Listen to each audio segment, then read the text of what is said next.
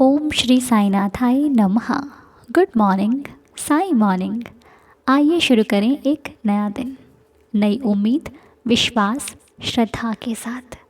आइए मिलकर करते हैं प्रार्थना और एक दूसरे के लिए, एक दूसरों की खुशियों के लिए, अपने परिवार की खुशियों के लिए अपने भगवान से प्रे करते हैं, अरदास करते हैं कि हे प्रभु, हमसे जुड़े हर रिश्ते को खुश रखना, हमसे जुड़े हमारे इस परिवार को सदा खुशियों से भरपूर रखना।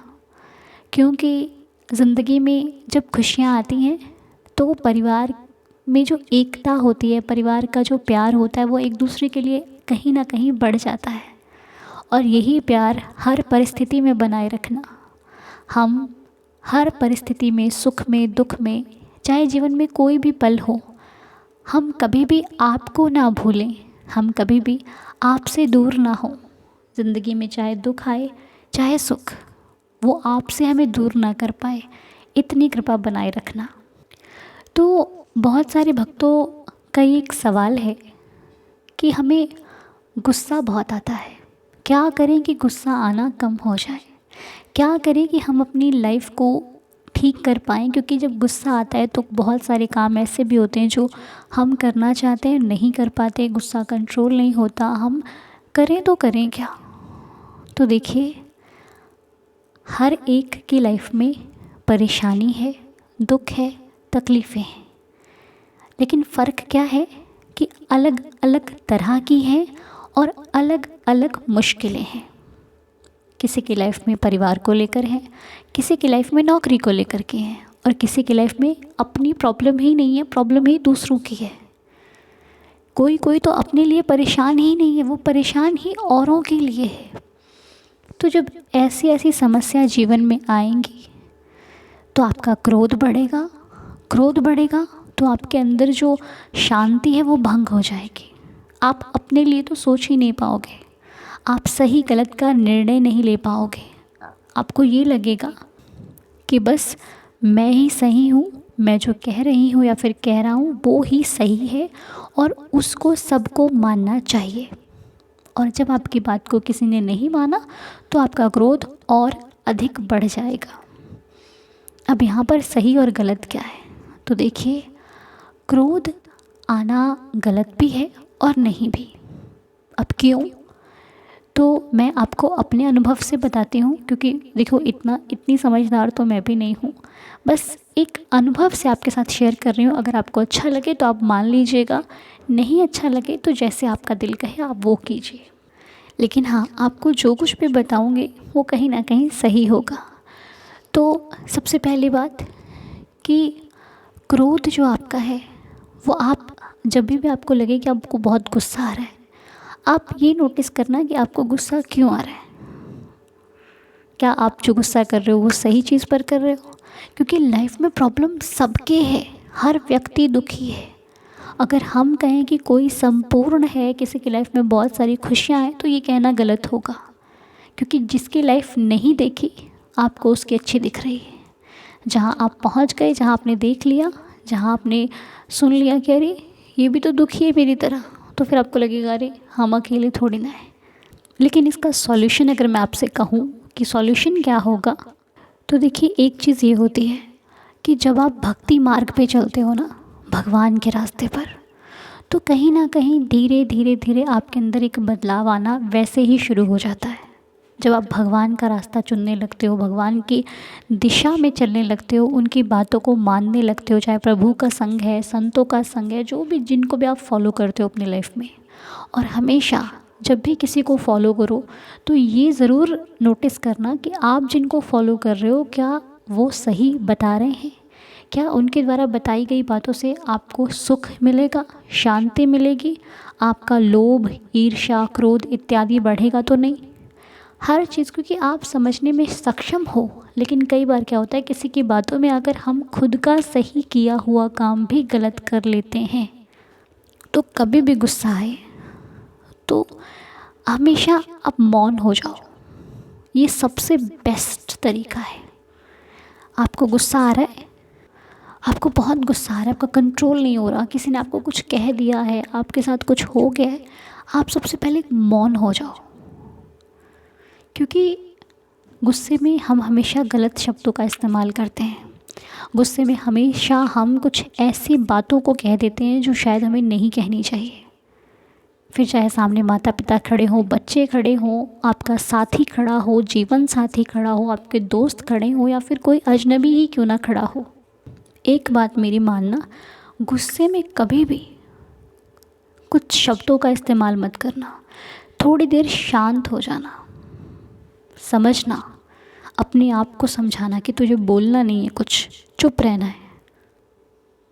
क्योंकि पता है, जो शब्द काम नहीं कर पाते ना, वो चुप्पी काम कर जाती है। आपका मौन रहना वो कहीं ना कहीं अधिक प्रभाव डालता है सामने वाले के ऊपर, कि ये चुप क्यों है, आखिर इतना सब कुछ होने के बाद भी इस व्यक्ति ने कुछ कहा क्यों नहीं। तो हमेशा जब भी आपको लगे कि यहाँ पर बात बिगड़ रही है तो शांत हो जाइए, अपने मालिक का नाम लीजिए कि प्रभु मुझे हिम्मत दो, मुझे शक्ति दो कि मैं इस परिस्थिति को संभाल सकूं। आप प्रार्थना करते हो ना रोज़, ये प्रार्थना कहीं ना कहीं आपको हील करती है, कहीं ना कहीं आपको हिम्मत देती है। अब आप कहोगे दिखता तो वो है ही नहीं जो सत्य होता है, दिखावे की चीज़ें इंसान ने बनाई हैं, भगवान की चीज़ें तो प्राकृतिक हैं, वो तो दिखाई देती नहीं है, वो तो महसूस कर सकते हो आप। ठीक है, तो जब भी क्रोध आए, वैसे तो हर दिन ये प्रार्थना करो कि बाबा मुझे क्रोध से दूर रखना, क्योंकि क्रोध सबसे बड़ा दुश्मन है आपके लिए, कि भगवान जी मुझे क्रोध से दूर रखना। और क्रोध आ भी जाए तो चुप रहना, शांत रहना, क्योंकि कुछ बोलने से आपका मन अशांत होगा, आपको फिक्र होगी, है ना, और ज़्यादा आप गुस्सा और अधिक बढ़ेगा। तो क्रोध आए तो सबसे पहले चुप रहोगे, उस वक्त को थाम कर रखोगे, चिल्लाना नहीं है, किसी को कुछ कहना नहीं है, बस अपने मालिक का नाम लेना। आपको कहीं ना कहीं सुकून का अनुभव होगा, सच में। अब ये तो परिस्थिति के ऊपर डिपेंड करता है कि परिस्थिति कैसी है, कैसी भी हो। कोई बुरा कहता है तब भी चुप, कोई नहीं समझ रहा तब भी चुप, क्योंकि जो व्यक्ति समझना होगा ना, वो आपकी थोड़ी बातों में आपको समझने की कोशिश करेगा, और जिसको समझना ही नहीं होगा ना, उसके आगे सुबह से शाम तक लेकर गाते रहोगे एक ही बात को, वो नहीं समझेगा, उसको सिर्फ अपना किया सही लग रहा है। तो ऐसे लोगों को सिर्फ वक्त और भगवान ही समझा सकते हैं। ऐसे लोगों को बहस करके नहीं समझाया जा सकता, इनको वक्त और भगवान के सहारे छोड़ देना चाहिए, वही समझा सकते हैं इनको कि मालिक अब मेरी नैया तेरे भरोसे है, ये बंदा भी तेरे भरोसे, अब तुम जानो जाने तुम्हारा काम। ठीक है, किसी के लिए अपने मन को दुखी ना किया करो। और एक चीज़ और है, आप हर दिन जाप करो बाबा के नाम का, साईं राम या फिर जिनको भी आप मानते हो, जो भी आपकी श्रद्धा से लगता है कि हाँ मुझे ये नाम का जप करना चाहिए, उस जाप को करो। आपका गुस्सा भी कंट्रोल होगा, बुरी आदतें भी आपसे दूर होंगी, जो बुराइयां हैं वो तो ख़त्म हो जाएंगी, सब कुछ एक लेवल पे आ जाएगा। आप नाम जाप करना शुरू करो, ज़्यादा नहीं, 11 बार जप लो, फिर 21 बार जप लो, फिर 51 टाइम्स, फिर ऐसे करते करते धीरे धीरे बढ़ाओ इस चीज़ को। फिर एक माला किया करो, एक माला, अगर एक माला पर ही टिक गए हो तो ठीक है, एवरीडे एक माला करो, बहुत है।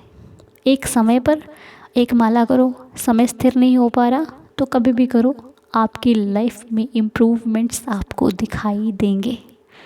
आप खुद बोलोगे कि हाँ कुछ तो बदल रहा है, कुछ तो है जो उसकी इच्छा से होना शुरू हुआ है।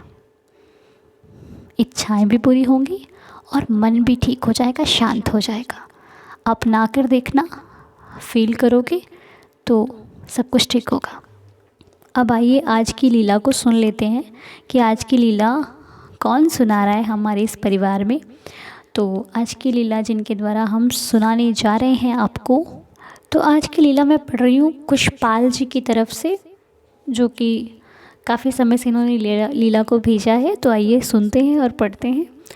तो कुशपाल जी कहते हैं, हाय अनु जी, मेरा नाम खुशपाल है, मैं कोलकाता से हूँ, मुंबई में काम के लिए रहता हूँ। मेरे साथ आज एक बहुत बड़ा लीला हुआ। ऐसे तो बहुत लीला होती है मेरे साथ, हमेशा ही कोई ना कोई लीला। आज आज बहुत बड़ी लीला हुई है जो मैं बताना चाहता हूँ। आज मेरा फ़्लाइट का टिकट था मुंबई से कोलकाता। तो मैं जब भी आ रहा था मेरा टिकट पहले से निकला हुआ था। टर्मिनल 2 था लेकिन बाद में चेंज कर दिया। टर्मिनल 1 मुझे पता नहीं था तो मैं गलती से चला गया था। एयरपोर्ट पे वो लोग अंदर भी ले गए, फिर मैं बाहर नहीं आ पाया। फिर मैं बहुत घबरा गया था, क्या करूं कुछ समझ में नहीं आ रहा था। मैं बाबा को बोला कि मैं क्या करूं कुछ समझ में नहीं आ रहा है, कुछ करो। कि कोई मेरा हेल्प नहीं कर रहा था। फिर एक आदमी दिखा मेरे सामने, तो मैं उनको जाकर बोला कि मेरी हेल्प कोई नहीं कर रहा है, मेरे को जाना है, मेरे को यहाँ से निकलना का कुछ कीजिए। फिर उन्होंने मेरा बहुत हेल्प किया। फिर उन्होंने बताया कि मैं एयरपोर्ट का मैनेजर हूँ। फिर तब मैं बाहर आया, वहाँ से टर्मिनल 1 में गया। बहुत ही टाइम भी चला गया था, मैं सोचा कि मैं नहीं जा पाऊँगा। बाबा को बोला, मैं बाबा कुछ क्या करूँ। फिर मैं बाबा के ऊपर छोड़ दिया, जो होगा देखा जाएगा, बाबा के ऊपर छोड़ दिया था। फिर मैं पहुँच गया जैसे भी करके। कैसे आया मुझे भी मालूम नहीं, लेकिन वो कहते कैसे पहुंच गया ये मुझे भी नहीं पता चला। कोलकाता वो पहुंच गए। तो थैंक यू अनुज जी, आपकी वजह से मैं बाबा के बारे में इतना कुछ जान पाया। जो भी हो आपकी वजह से मैं जान पाया, बाबा की इच्छा से हुआ। मैं इस फैमिली से जुड़ा हूँ। थैंक यू बाबा। और मुझे बहुत अच्छा लगता है साईंदार फैमिली। सबको नमस्कार, सब अच्छे से रहो, खुश रहो। ओम साई राम।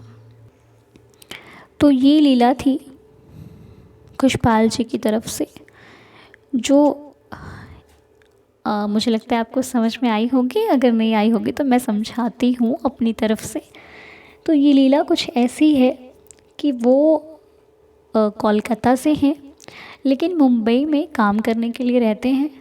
तो हुआ क्या कि वो मुंबई से कोलकाता जा रहे थे, तो उनका टिकट बना हुआ था। बट जो उनका जहाँ उनको जाना था वो टर्मिनल 1 था, लेकिन पहले टर्मिनल 2 था और बाद में चेंज होकर 1 हो गया। तो उनको क्या लगा कि मुझे टर्मिनल 2 में ही जाना है, बट जाना कहाँ था 1 में। तो ये हो गई, उनको मिस्टेक हो गई, उनको या फिर नहीं पता चला, तो वो टर्मिनल 2 में ही चले गए। लेकिन जब वहाँ जाकर उनको पता लगा कि उनकी जो फ़्लाइट है वो 1 में उनको मिलेगी, तो वो घबरा गए कि अब क्या होगा, जाना ज़रूरी है, नहीं हो पाया तो क्या होगा, नहीं जा पाया तो क्या होगा। होता है सबके अंदर एक टेंशन होती है, जैसे कि हमको होता है भैया फटाफट पहुंचना है, नहीं जा पाए तो फिर दिक्कत, एक घबराहट से शुरू हो जाती है मन में कि अब क्या होगा। तो बस वहाँ पर अब एक साईं भक्त क्या करेगा, बाबा का सहारा मांगेगा। तो उन्होंने भी साईं का सहारा लिया कि प्रभु अब आप ही आइए, कुछ कर सकते हैं, क्योंकि कोई भी हेल्प नहीं कर रहा था। और ऐसा पता है, ऐसा होता है कि जब भी हमको ज़्यादा ज़रूरत होती है ना, तो लोग हेल्प नहीं करते। हम मजबूर हो जाते हैं मांग मांग के कि भैया कोई तो आ जाओ। लेकिन दुनिया में इतने लोग व्यस्त हैं कि कोई किसी की प्रॉब्लम को देखकर राज़ी ही नहीं है, किसी को मतलब ही नहीं है कोई क्या कर रहा है। और जो तकलीफ़ में साथ दे दे वो तो फिर फरिश्ता होता है, अपने लिए भगवान का रूप होता है कि कोई आकर हमारा साथ दे रहा है, हमारी हेल्प कर रहा है। तो बस ऐसे ही कुछ देर में उनको कोई ऐसा व्यक्ति मिला जिन्होंने उनकी हेल्प करने की कोशिश करी, और पता लग करने पर वो मैनेजर निकले जिन्होंने उनकी हेल्प करी, और वो सहायता के लिए आगे आए और उनको वहाँ से बाहर निकाल कर 1 में भेज दिया। अब उनको फाइनली उनकी फ़्लाइट भी मिल गई, और जो उनकी घबराहट थी साईं कृपा से वो भी कम हो गई, और बहुत ही अच्छे से वो कोलकाता पहुँच गए।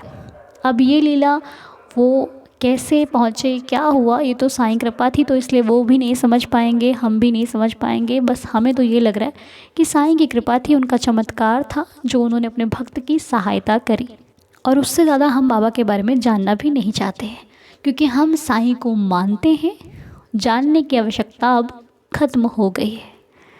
और जो नए नए सदस्य जुड़ रहे हैं बाबा से या फिर इस फैमिली से, तो भैया मैं आपसे यही कहूँगी कि श्रद्धा और सबूरी में भगवान का वास है। 2 चीज़ें रख लो, बाकी दुनिया में कुछ नहीं है खास।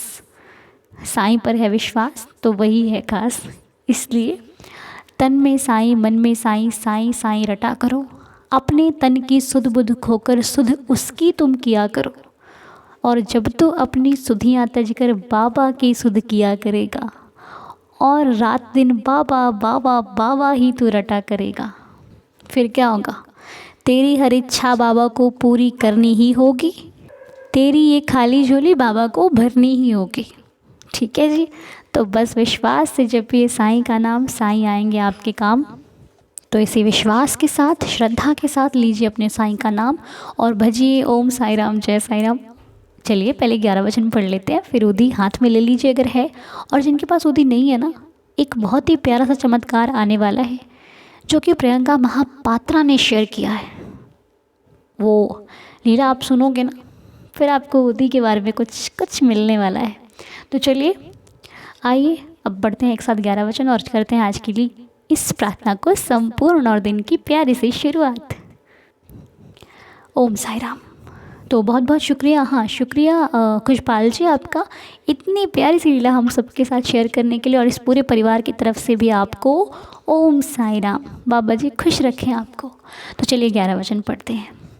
जो शिरडी में आएगा आपद दूर भगाएगा, चढ़े समाधि की सीढ़ी पर, पैर तले दुख की पीढ़ी पर, त्याग शरीर चला जाऊंगा, भक्त हेतु दौड़ा आऊँगा। मन में रखना दृढ़ विश्वास, करे समाधि पूरी आस। मुझे सदा जीवित ही जानो, अनुभव करो सत्य पहचानो। मेरी शरणा खाली जाए, हो तो कोई मुझे बताए। जैसा भाव रहा जिस जन का, वैसा रूप हुआ मेरे मन का। भार तुम्हारा मुझ पर होगा, वचन न मेरा झूठा होगा। आ सहायता लो भरपूर, जो मांगा वो नहीं है दूर। मुझ में लीन वचन मन काया, उसका ऋण ना कभी चुकाया। धन्य धन्य वह भक्त अनन्य, मेरी शरण तज जिसे ना अन्य। अनंत कोटि ब्रह्मांड नायक राजाधिराज योगिराज परब्रह्म श्री सच्चिदानंद सतगुरु श्री साईनाथ महाराज की सदा ही जय। बाबा इसी प्रकार कृपा बनाए रखना, रहम नज़र करना, दया करना, सबकी श्रद्धा की लाज रखना, सबको खुश रखना। तो इसी प्रार्थना के साथ आप सभी को मेरा प्यार भरा ओम साई राम। खुश रहिए, हेल्दी रहिए, हैप्पी रहिए, मेरी यही दुआ है। जिनका जन्मदिन है बहुत सारी शुभकामनाएं। फ़िक्र मत करना, भरोसा रखना, वो मुश्किल में भी आएगा, वो खुशियों में भी आएगा। जहाँ तुम बुलाओगे वो दौड़ा चला आएगा। वो साईं है मेरा, बहुत दयालु है। तो इसी के साथ आपका दिन शुभ और मंगलमय हो। इतना सारा प्यार देने के लिए आपका बहुत बहुत शुक्रिया। मिलते हैं अगले वीडियो में, तब तक के लिए ओम साई राम, जय जय साई राम।